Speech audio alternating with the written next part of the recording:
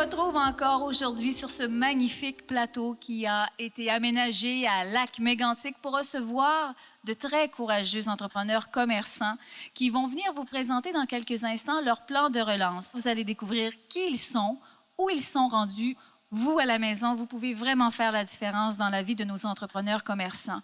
Comment? Bien, tout d'abord en écoutant leurs propos ici à notre écran, mais surtout en visitant notre site Internet au www.lac-mégantic.tv. Vous verrez également dans notre émission Yannick Gagné du célèbre Musicafé qui partagera avec vous plusieurs tranches de vie touchantes des gens de la place. Sur notre émission, des mentors se sont mobilisés pour venir appuyer, vraiment commenter, poser des questions et contribuer au plan de relance de nos entrepreneurs commerçants. Sur ce, moi, je vous souhaite une excellente émission et surtout, place aux entrepreneurs commerçants de Mégantic, place à la relève. Son commerce, c'est le bar L'Enjeu et le salon Billard. On l'accueille, Pascal Allé. Monsieur Allé, outre ce que vous avez vécu comme commerçant entrepreneur, vous êtes très impliqué parce que vous êtes président de la Chambre de commerce. Hein? Oui, exactement. Dès les tout premiers débuts de l'élaboration de toute la stratégie puis la reconstruction, on était impliqué dès les premières semaines avec la Chambre de commerce. Alors, vous étiez, vous, au cœur de toutes les réalités que les commerçants entrepreneurs étaient en train de vivre, le vivant vous-même en plus. Oui.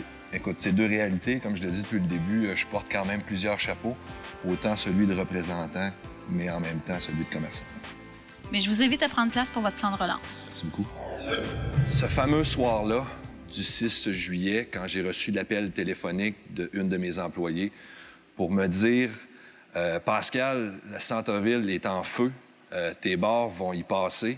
Je crois même que l'enjeu est déjà brûlé à ce moment-là et je suis pas sûr pour le salon de billard. » À ce moment-là, tout venait de chambouler. L'inquiétude était au maximum. Le réflexe que j'ai eu à ce moment-là, c'est comme bon entrepreneur d'aller de l'avant, donc de me rendre au centre-ville pour aller aider mon monde, tenter de sauver mes entreprises, mais en vain. Aujourd'hui, je me retrouve avec un établissement, le bar L'Enjeu, complètement incendié par le sinistre, et le salon de billard qui se retrouve cloîtré à l'intérieur du centre-ville, non utilisable pour un minimum de 2 ans. Donc, mon défi dans la relocalisation, c'est de relocaliser pas seulement une, mais 2 entreprises. Et pour pouvoir répondre aux critères d'admissibilité du ministère de la Sécurité civile, je dois les relocaliser consolidés, donc sous un même toit. Mais auparavant, j'avais quelque chose d'exclusif, j'avais quelque chose de différent, de unique dans l'offre de divertissement. Et dans le but de pouvoir retrouver ça, j'ai tout qu'un défi d'aménagement. Donc, mon besoin est énorme au niveau immobilier, au niveau banc. Juste par exemple, j'avais 10-12 bancs au salon de billard, je dois passer à 35. Ce que je souhaiterais reproduire à l'intérieur de mon établissement, c'est au-dessus de mon bar, du comptoir de service qui est la porte d'entrée dans mon entreprise, un espèce de tableau indicateur à la Centre Bell. Juste en petite blague comme ça, le Colisée de Québec, tu avais le fermé, le nouveau ouvrait. Le tableau indicateur, il est gros un peu. J'avais pensé d'approcher M. Labaume là-dessus, mais écoute, je suis mal à l'aise un peu. C'est un aspect financement, dans le fond, ou une forme de don, de quelqu'un mobilier. Dans l'immobilier qui aurait, pas dans l'immobilier, dans le mobilier, pardon, ouais. Qui aurait quelque chose à me proposer, venir m'aider pour combler mon besoin. Okay. Parce que cette portion-là fait partie du salon de billard, donc, qui n'a pas été recevable puis couvert par les assurances. Est-ce que c'est un partnership que vous cherchez avec des gens qui seraient en mobilier ou... Je suis ouvert à tout. D'un sens, mon besoin est à combler. Le message est lancé? Le message est lancé.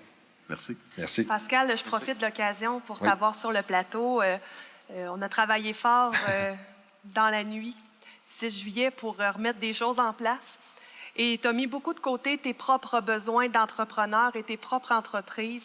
Alors, moi, au nom de la population et de tes partenaires, des commerçants, merci pour ce que tu as fait. Et j'espère ce soir que quelqu'un va te rendre tout ce que tu as donné gratuitement à t'oublier toi-même. Merci. Merci beaucoup. Merci, Isabelle.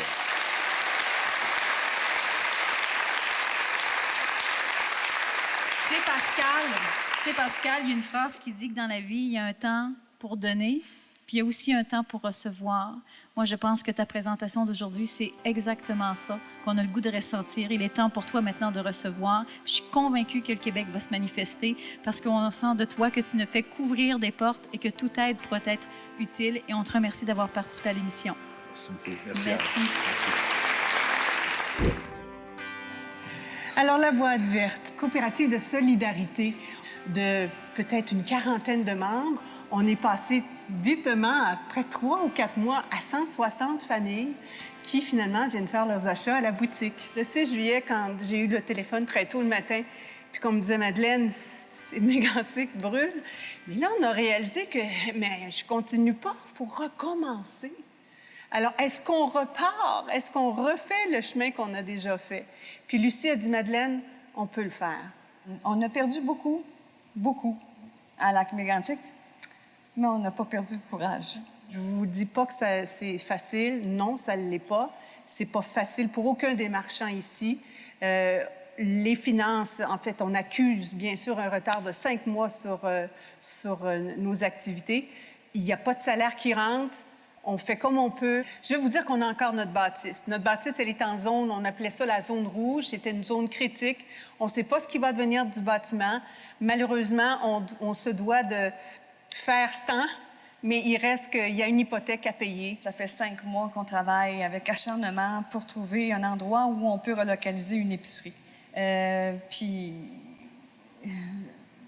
Plus de centre-ville, vraiment, plus rien où se rattacher, plus de point de repère.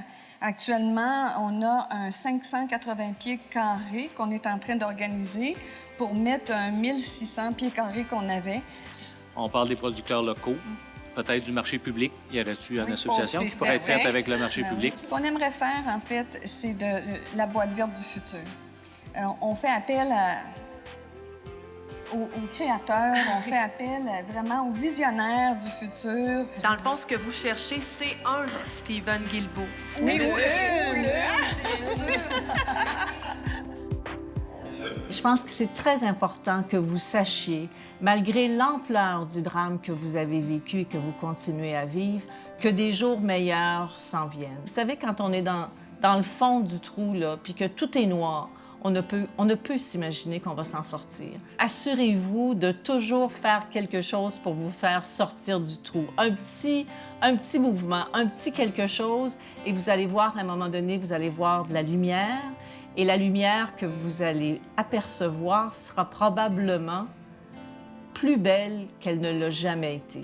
Ne perdez jamais, jamais espoir. Ne lâchez jamais.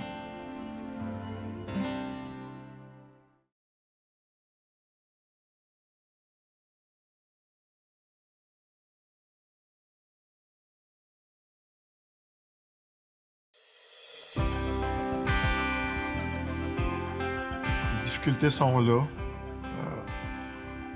Mais moi, j'aime pas quêter. J'ai besoin d'aide, mais si tout le monde peut trouver son compte, je serais très content. Alors, s'il y a des gens qui écoutent au Québec, qui voudraient faire partie de la reconstruction, de l'aventure Musique Café, on a une place pour vous. On a tellement besoin d'aide. Si vous voulez être partenaire en fournissant du matériel, un ameublement, en étant partenaire sur la construction même de l'édifice, en fournissant des matériaux, je sais pas. Les besoins sont énormes. On espère reconstruire cette année et on espère que 2014 va être une année, une belle année pour nous après toutes ces épreuves-là de 2013. Vous savez, sur le plateau de Lac-Mégantic.tv, on a vraiment rencontré des gens qui étaient remplis d'émotions. Évidemment, ils ont vécu un drame personnel, mais aussi professionnel. Au 6 juillet, on a évité le pire. On était en vacances avec les enfants. Alors, à notre retour, 3 jours après les événements, on a dû, comme bien d'autres, agir d'urgence. Peut-être un petit peu différent pour nous, parce qu'en plus d'avoir mon entreprise au centre-ville, dans un édifice commercial, dont Bolduc Chaussures, si on peut en parler, j'avais également mon logis, mon appartement.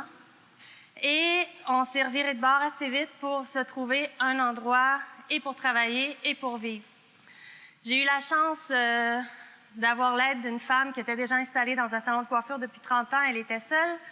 Merci, Louise, de m'avoir accueillie. C'était censé être pour une semaine ou deux parce que d'habitude, je trouve des solutions rapidement. Je suis encore là parce qu'on n'a pas trouvé d'espace commercial adéquat. Et au niveau de ma maison, bien, on a eu aussi des amis qui nous ont prêté une partie de la maison, un chalet. En fait, en l'espace de 5 mois, on va avoir déménagé 4 fois. Mais cette dernière fois, c'est la bonne. On a décidé de se bâtir une maison et y intégrer mon salon de coiffure. Et ce que j'aurais envie de vous demander, c'est de m'aider à bâtir un accès, donc un escalier extérieur. On a aussi un terrain adjacent à la maison, au salon de coiffure, qui est vacant. J'aimerais y aménager des bains thermiques, en fait, un concept de spa nordique. Donc, un entrepreneur général là, qui est généreux, qui pourrait arriver avec son équipe et bâtir une belle passerelle. C'est ce qui serait votre bonheur là, pour votre projet. Ça serait génial. Pour ta demande de spa, devenir franchisé ou dépositaire, de faire un plan d'affaires concret puis comme il faut. Je vous explique brièvement le concept d'Idées folles. Du côté de la boutique, on retrouve principalement des créations québécoises, dont des vêtements, bijoux, accessoires et produits métiers d'art. On a aussi un volet atelier où les gens viennent en tout temps, seuls ou en groupe. La boutique Idées folles était située en face du Musicafé, donc elle a été complètement dévastée lors des événements du 6 juillet.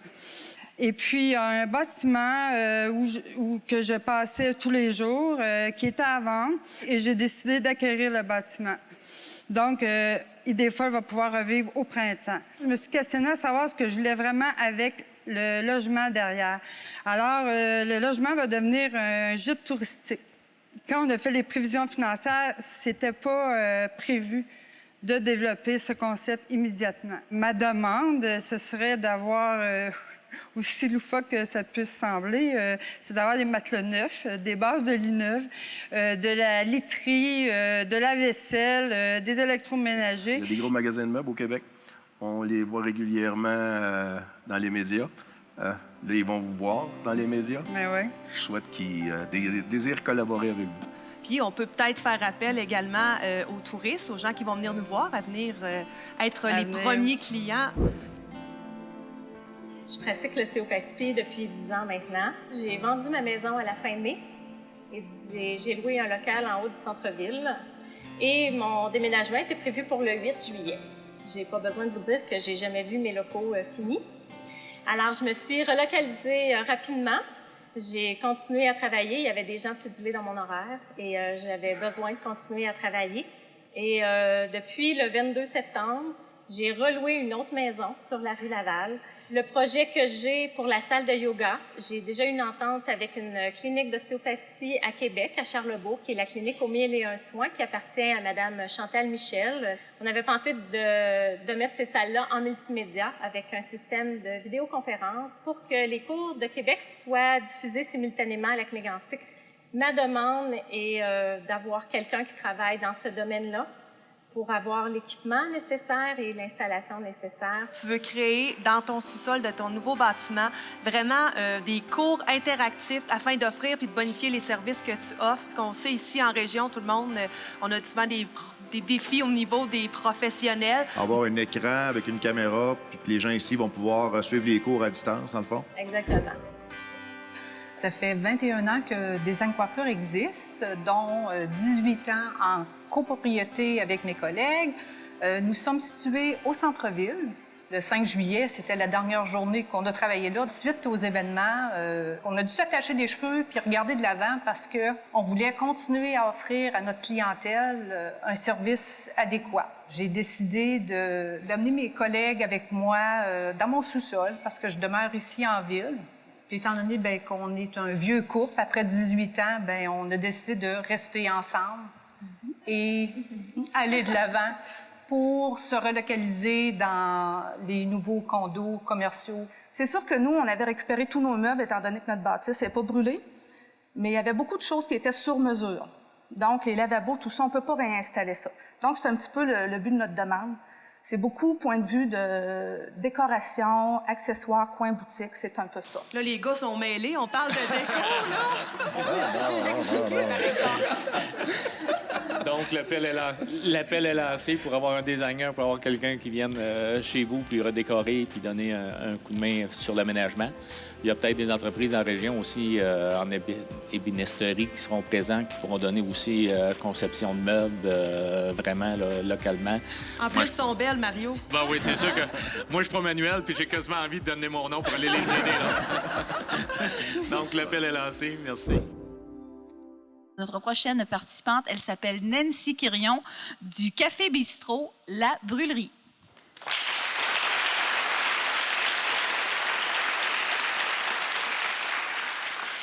Nancy, tu es très surprenante. Écoute, quand tu es allée au HEC Montréal avec le parcours Rémi Marcoux, le parcours entrepreneurial, tu rencontrais les étudiantes. J'aimerais beaucoup qu'on montre les meilleurs moments de ton expérience.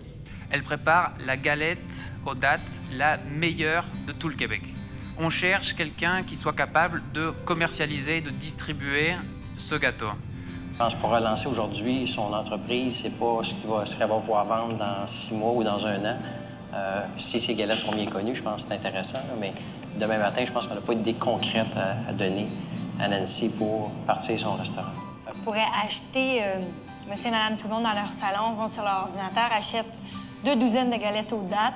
Puis quand ils passent à Mégantic cet été, prendront possession de leurs galettes aux dattes. Y a-t-il moyen de faire quelque chose avec des ventes d'avance? Moi, je crois que c'est une idée géniale. J'ai déjà faim. Trouver le bon partenaire. Il y a des gros joueurs au Québec. Si vous dites que vous pouvez produire... Et nous, on a hâte d'entendre quel est ton plan de relance. Café Bistrot La Brûlerie, c'était situé au centre-ville aussi, mais j'étais plus à l'écart. J'étais seulement que locataire de l'établissement. On m'a invité à aller m'installer un local dans les condos. Donc, Nancy, La Brûlerie, va se relancer dans les condos avec toute l'équipe qui s'installe là-dedans. On va devenir une belle famille. Je veux ajouter une carte des pains à mes déjeuners. J'aimerais bien avoir un fournisseur en équipement qui dirait je vais fournir le matériel nécessaire à ton projet. Puis en même temps, moi, à partir de là, je vais voir si, comme cadeau, je pourrais lui offrir son nom sur ma carte des pains ou nommer un pain à son effigie. Ce qu'on doit demander, c'est pas de demander un soutien, quelqu'un qui va venir te supporter, mais ce qu'on doit offrir, c'est à qui la chance? Nancy, j'aime énormément ta détermination et je suis certain qu'il y a quelqu'un qui va répondre à ta demande. Vous voulez avoir plus d'informations pour Nancy, www.lac-mégantic.tv. On peut l'applaudir.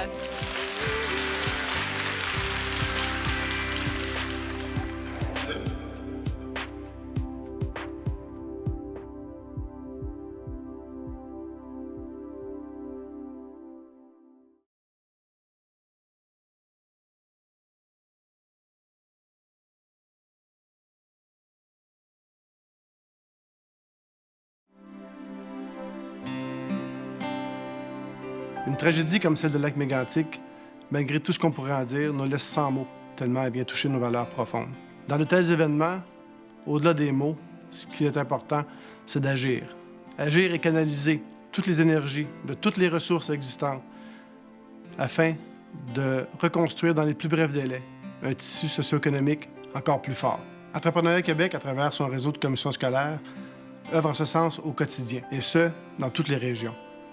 Par le biais de la formation au lancement d'une entreprise, la transmission de compétences et l'accompagnement des entrepreneurs pour un déploiement réussi de leur plan de relance ou de démarrage sont au cœur de nos préoccupations. De grands défis naissent de ces tragédies. Par contre, avec le courage, la passion et la résilience qu'on vous connaît, je suis convaincu que vous allez les relever avec succès. Par la force des choses, il y aura aussi de grandes opportunités qui se présenteront et il en découlera de grandes réalisations sur le plan humain et économique pour votre région. Bon courage et bonne continuation. Lorsqu'on a imaginé cette série télévisée, nous, on avait un grand rêve. On avait envie de faire en sorte que nos entrepreneurs commerçants puissent être ici en train de faire des présentations devant un auditoire, devant la communauté de Lac-Mégantic. On a aussi lancé des invitations à des personnalités et on a justement dans l'audience François Lambert. Bonjour François. François, j'aimerais beaucoup que tu dises aux gens qu'est-ce qui t'a motivé de nous répondre instantanément oui, même pas regarder ton horaire, de dire écoute, je m'organise, je vais être là. Bien, Anne, en partant, c'est l'entrepreneuriat. Puis l'entrepreneuriat au Québec, puis dans le monde, c'est mon monde à moi. Deuxièmement, mais la ville, malheureusement, de Lac-Mégantic est devenue un gros start-up. Donc, on le voit, il y a beaucoup de bonnes idées, puis c'est ça que ça démarre une entreprise. Donc, il y a déjà des entreprises qui existaient, mais ils doivent se réinventer. Donc, ça part d'une bonne idée. Et les bonnes idées, on en voit, on a entendu aujourd'hui, les gens sont pleins de bonnes idées pour se relever. Deuxième chose, c'est le plan d'exécution. Et le plan d'exécution, bien là, sont un peu pris avec les moyens du bord à s'arranger. Puis c'est un peu ce qu'ils viennent chercher avec l'émission. Et je voulais vraiment participer et venir voir ce que les gens avaient à raconter. Merci beaucoup, François. Je pense que François, oui, on peut applaudir. François a raison. En fait, Lac-Mégantic est rendu un gros start-up. Il faut voir ça comme des opportunités maintenant. Et si vous avez le goût d'y contribuer, bien, je vous invite à vous présenter au www.lac-mégantic.tv. Vous voyez l'adresse présentement apparaître au bas de l'écran. Vous avez également nos adresses Facebook, nos adresses Twitter. On a le goût d'échanger avec vous. Alors, merci beaucoup. Merci d'avoir été avec nous. Et nous, on vous dit à une prochaine émission. Merci tout le monde.